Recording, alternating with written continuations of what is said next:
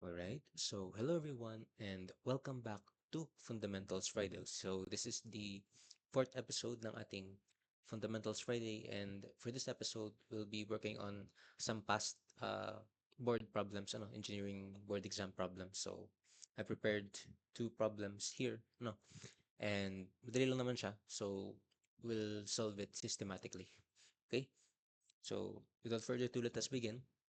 We'll start with an EE board problem, so electrical engineering, and I'll just read out the problem. So the position of a body weighing 72.6 kilograms is given by the expression S equals 5t squared plus 3t plus 4, where S is in meters and t is in seconds.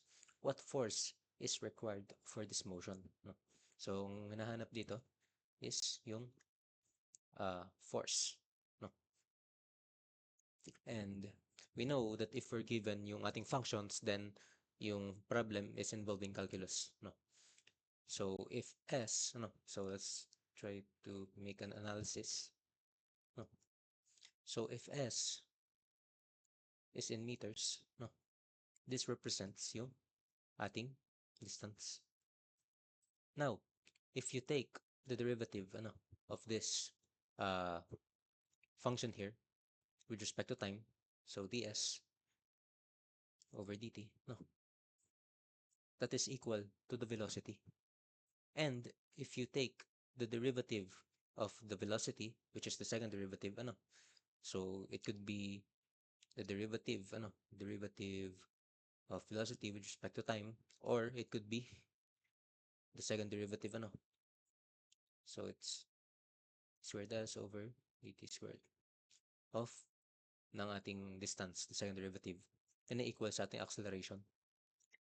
Now, what we want here is yung ating uh, acceleration since we are given the mass. Since, yun nga, if we multiply the mass by the acceleration, we will have the force. So, technically, we will differentiate this function two times. Okay? So, ayan, let's write our solution. No. So, we will take the derivative of the function, which is 5t squared plus 3t plus 4.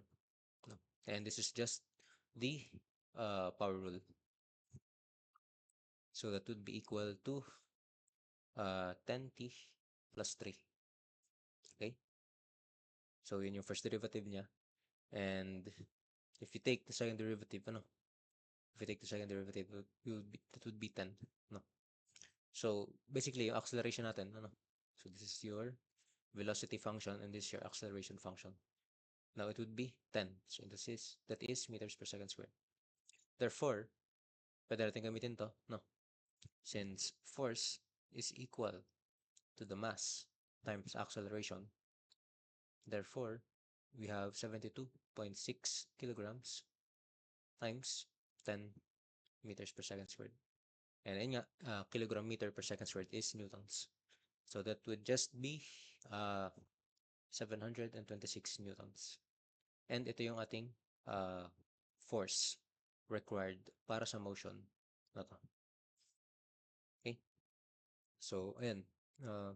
Dali naman siya. It's just an analysis and yung concept niya, yung concepts, this is the most important since everything just falls into place once you understand how these concepts work with one another and how the calculus part of it affects the process. No. So that does it for the first problem. No. Now for the second problem, ito mas madali lang siya since uh, analysis lang din. So the angle or inclination of ascend, no, of a road having 8.25% grade is what? So we are talking about angles, no? So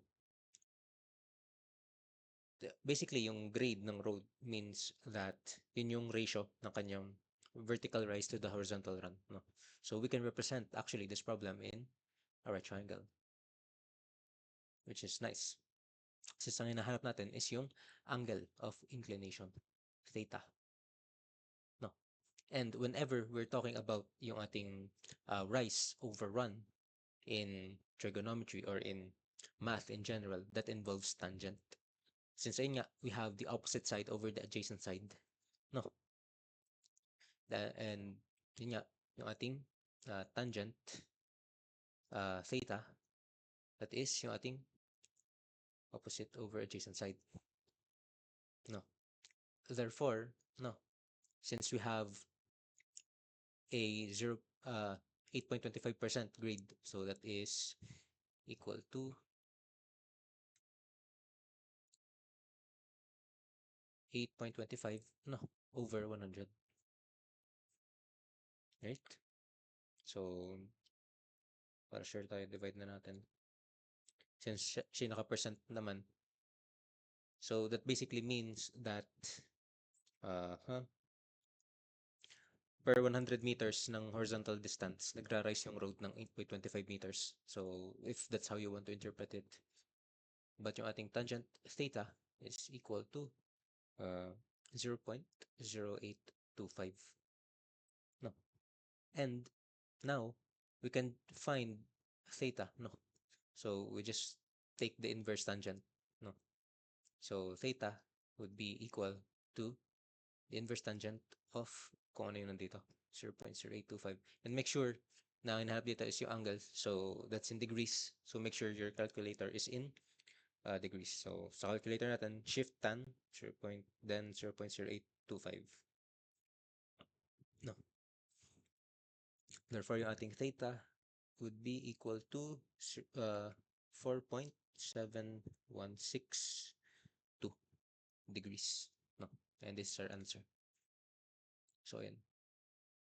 As I've said, madali lang naman siya. It just involves analyzing these types of problems since they may look easy, but sometimes yung mga fundamental concepts ay kailangan maintindihan mo for you to answer these types of problems easily. Since ayun nga, on the board problems, ano, since ayun nga, this is an ECE board problem, it requires efficiency and speed on how you work with problems. So actually, itong two problems na to, dapat mga less than 1 minute nasasagutan agad. So, ayan. This is just a glimpse of some of the past board problems. So, I guess I may do this again in the following episodes ng Fundamentals Friday. But that sums up our video for today. So, thank you guys for tuning in. And I'll see you guys sa ating Study Saturday tomorrow. So, ayun lang. Thank you guys and goodbye. Happy learning.